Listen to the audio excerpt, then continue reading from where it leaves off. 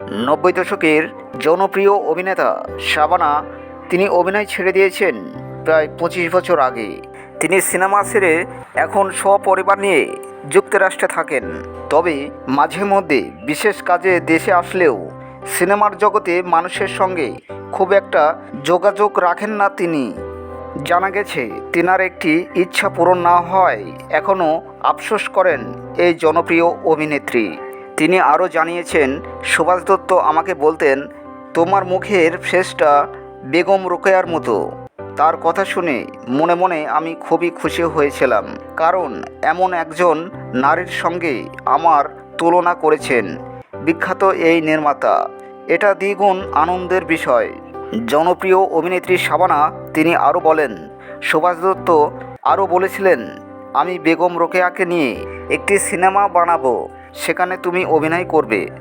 আমারও ইচ্ছা হয়েছিল পর্দায় বেগম রোকেয়ার মতো হতে।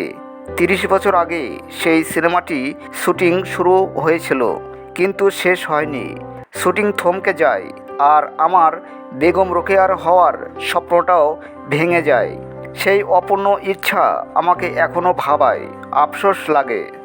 জানা গেছে বেগম রোকেয়া এই সিনেমাটির একদিন শুটিংও হয়েছিল, কিন্তু সিনেমাটি আর এগোয়নি, কারণ পরিচালক সুভাষ দত্ত তিনি অনেক আগেই এই পৃথিবীর মায়া ত্যাগ করে চলে গেছেন, আর কখনোই বেগম রোকেয়া সিনেমাটি আলোর মুখ দেখবে না।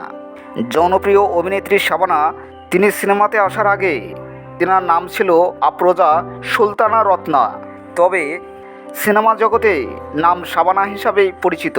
তিনি চট্টগ্রাম জেলার রাউজান উপজেলার ডাবুয়া গ্রামে ১৯৫৩ সালে ৫ই জুন জন্মগ্রহণ করেন।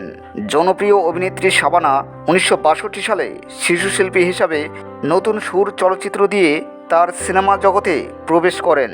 পরে ১৯৬৭ সালে চকরি চলচ্চিত্রে চিত্রনায়ক নাদিমের বিপরীতে প্রধান নারীর চরিত্রে অভিনয় করেন শাবানা। বন্ধুরা, ভিডিওটি যদি ভালো লাগে তাহলে চ্যানেলটি সাবস্ক্রাইব করে পাশে থাকেন।